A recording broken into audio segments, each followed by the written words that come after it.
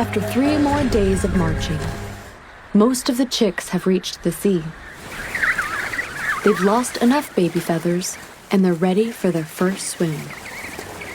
The leader has taken a wrong path. Hundreds of chicks are stuck on a towering shelf of ice.